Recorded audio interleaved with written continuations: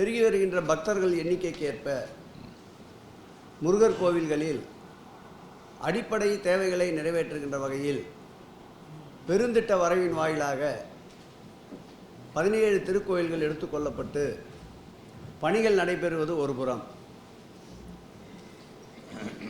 அறுபடை வீட்டிற்கு ஒரே முறை சென்று அறுபடை முருகனையும் தரிசனம் செய்வதற்கு மூத்த குடிமக்களுக்கு கட்டணமில்லாமல் உண்டு உறைவிடம் போக்குவரத்து போன்றவற்றை அரசே ஏற்றுக்கொண்டு அரசின் மானியமாக வழங்கப்பட்டு இதுவரையில் முருகர் பக்தர்கள் பயணித்த பக்தர்கள் அறுபடை வீட்டிற்கு 1622 பேர் இதுவரையில் கட்டணமில்லாமல் 60க்கும் மேற்பட்ட 70 வயதுக்குள்ளடங்கிய மூத்த குடிமக்கள் பயணித்திருக்கின்றார்கள். அந்த வகையில் இவ்வரசு பொறுப்பேற்ற பிறகு பெரிய கோயில்கள் 2400 கோயில்களுக்கு குடமுழுக்கு நிறைவடைந்திருக்கின்றது. வருகின்ற 2ஆம் தேதி கூட 67 திருக்கோயில்களுக்கும் 3ஆம் தேதி 27 திருக்கோயிலுக்கும் குடமுழுக்கு நடைபெற இருக்கின்றது. சுமார் 2500 திருக்கோயில்கள் இந்த 2ஆம் தேதி 3ஆம் தேதியோடு குடமுழுக்கு 2500ஐ தொடுகின்ற நிலையில் இந்து சமய அறநிலையத்துறை தன்னுடைய பயணத்தை மேற்கொண்டிருக்கின்றது. அதோடு மட்டுமல்லாமல் முத்தமிழ் முருகர் மாநாட்டை தொடர்ந்து அனைத்துலக முத்தமிழ் முருகர் மாநாட்டில் லட்சோப லட்ச மக்கள் பங்கேற்று மேலை நாட்டைச் சேர்ந்த 17 நாடுகளிலிருந்து பக்த கோடிகள் வருகை தந்து ஒட்டுமொத்த ஒன்றியத்தையும் திரும்பி பார்க்க வைத்த அனைத்துலக முருகர்கள் மாநாட்டை முதலில் இந்து சமய அறநிலையத்துறை உருவாக்கிய பிறகு நடத்தி காட்டிய பெருமை இந்த திராவிட மாடல் அரசுக்கு உண்டு. அதேபோல் இந்த மாநாட்டை பொறுத்தளவில் 1003 ஆய்வுக் கட்டுரைகள் சமர்ப்பிக்கப்பட்டு 1,00,000க்கும் மேற்பட்ட பக்தர்கள் கண்காட்சி அரங்கினை மாத்திரம் பார்த்திருக்கின்றார்கள். லேட்டஸ்ட் டெக்னாலஜி 3D வசதியோடு கண்காட்சி அரங்கத்தில் 1,00,000க்கும் அதிகமான பக்தர்கள் ஒரு தமிழ் ஆன்மீகத்தை சார்ந்த ஒரு கண்காட்சியை குறிப்பிட்ட ஒரு 2 நாட்களில் இவ்வளவு பெரிய அளவு பக்தர்கள் பார்வையிட்டது இந்த அனைத்துலக முருகர் பக்தர் மாநாட்டில்தான் என்பதை இந்த நேரத்தில் பெருமையோடு கூறிக்கொள்ள கடமைப்பட்டிருக்கின்றோம். அதேபோல் இந்த மாத இறுதிக்குள் பிப்ரவரி மாத இறுதிக்குள் மேலும் 200 பக்தர்களை அறுபடை வீட்டிற்கு இலவசமாக ஆன்மீக பயணம் கொண்டு செல்வதற்குண்டான பணிகள் நடந்து கொண்டிருக்கின்றன. அதோடு மட்டுமில்லாமல் முருகர் கோவிலில் மாத்திரம் பெருந்திட்ட வரைவுகள் என்று எடுத்துக்கொண்டால் திருச்செந்தூரிலே சுமார் 400 கோடி அளவிற்கு பெருந்திட்ட வளைவு பணிகள் நடந்து கொண்டிருக்கின்றன. இவையெல்லாம் நாம் ஏற்கனவே எங்கே கேள்விப்பட்டிருப்போம் என்றால் வட இந்தியாவிலே இருக்கின்ற திருக்கோயில்கள் தான் இவ்வளவு பெருந்தொகையில் திட்டப்பணிகள் எடுத்துக்கொள்ளப்படும். முதலாக 400 கோடி அளவிற்கு முருகர் கோவிலுக்கு திட்டப்பணிகள் எடுத்துக்கொள்ளுகின்ற ஒரு ஆட்சி உண்டென்றால் அது இந்த ஆட்சியில்தான் இந்த முதல்வருக்குத்தான் அந்த பெருமையை சாரும்.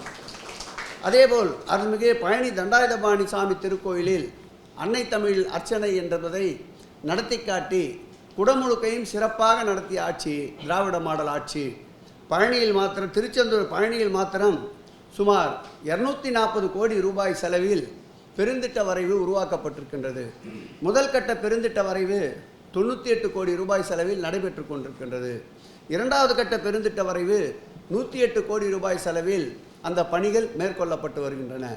அதோடு மட்டுமில்லாமல் 50 கோடி ரூபாய் செலவில் மற்ற அடிப்படை தேவைகளை நிறைவேற்றுகின்ற பணிகளும் மேற்கொள்ளப்பட்டு அதற்கு தேவையான நிலங்களை கையகப்படுத்துவதற்கு அரசின் சார்பில் அரசாணை வெளியிடப்பட்டு அதற்கும் ஒரு 58 கோடி ரூபாயை கருவூலத்திற்கு செலுத்தியிருக்கின்றார்கள். அதேபோல் திருத்தணி அருள்மிகு சுப்பிரமணிய சாமி திருக்கோயிலை எடுத்துக்கொண்டால் ஒரு பெருந்திட்ட வரைவு திட்டங்கள் ஏற்கனவே ஒரு பகுதி நடைபெற்று கொண்டிருக்கின்றது.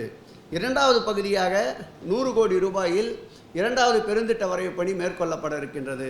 திருத்தணி அருள்மிகு தணிகை முருகனுக்கு மாத்திரம் 183 கோடி ரூபாய் செலவில் பெருந்திட்ட வளாக பணிகள் மேற்கொள்ளப்பட்டு வருகின்றன. அந்த திருக்கோயிலுக்கு ஆந்திரா கர்நாடகா போன்ற மாநிலங்களிலிருந்து அதிக அளவு பக்தர்கள் வருவதால் மாற்றுப்பாதை அமைப்பதற்கு 45 கோடி ரூபாய் செலவில் திட்ட மதிப்பீடு தயாரித்து வருகின்றார்கள்.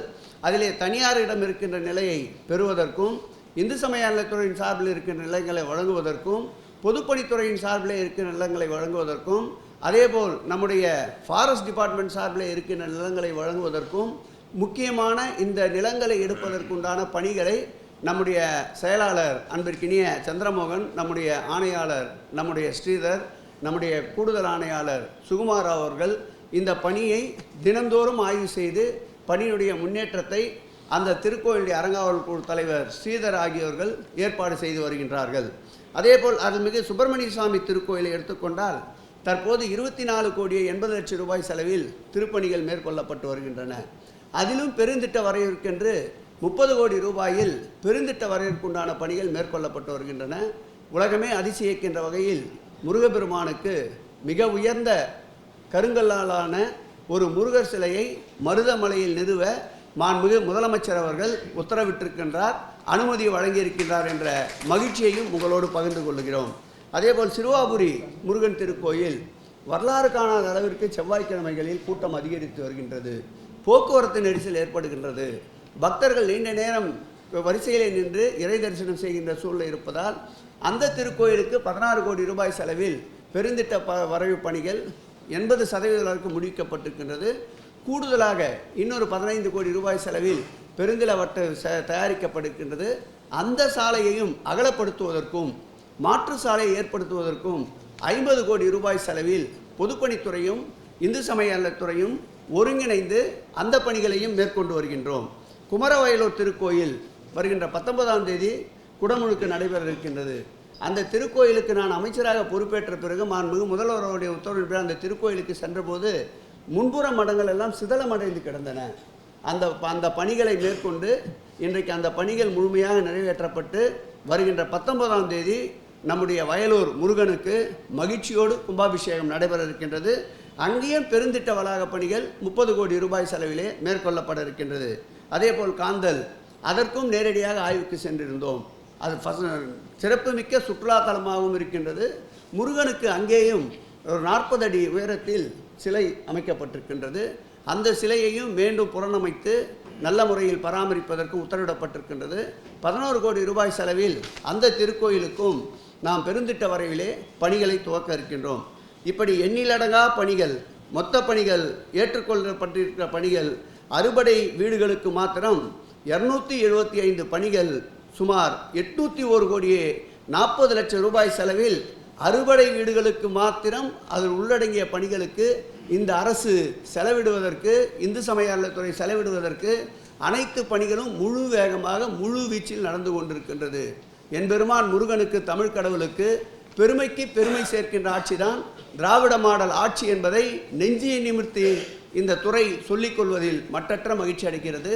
இதற்கு முழு அளவில் ஒத்துழைப்பு நல்கி கொண்டிருக்கின்ற எங்களுடைய ஆதினகர்த்தாக்கள், அன்றிற்கினிய போரூர் ஆதீனம், அதேபோல் சிரவை ஆதீனம், மயிலம் ஆதீனம், தொடர்ந்து எங்களுக்கு நல்லாதரவை நல்கி வந்து கொண்டிருக்கின்ற நம்முடைய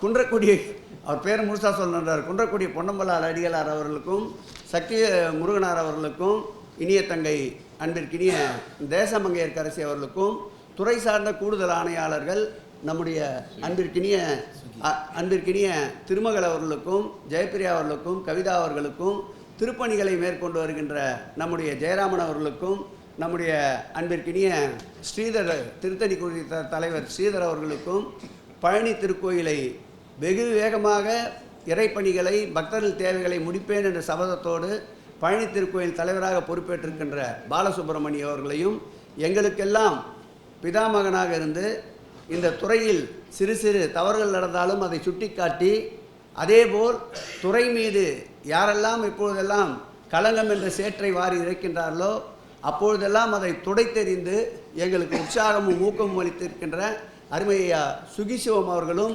எப்பொழுதும் போல் எங்களுக்கு முழுவீச்சில் முழு வேகத்தில் இந்த பணிகளை மேற்கொண்டிருக்கின்றார். இது மேலும் மேலும் இந்த பணிகள் சிறக்க எப்பொழுதும் உங்கள் ஆசீர்வாதமும் உங்கள் ஆதரவும் உங்களுடைய ஆலோசனைகளையும் பெறப்பட்டு மாண்புமிகு முதலமைச்சர் கவனத்திற்கு சென்று இதைவிட இன்னும் சிறப்பான பணிகளை மேற்கொள்ள துறை தயாராக இருக்கின்றது என்பதை மனமகிழ்ச்சியோடு தெரிவித்துக் கொள்கிறேன்.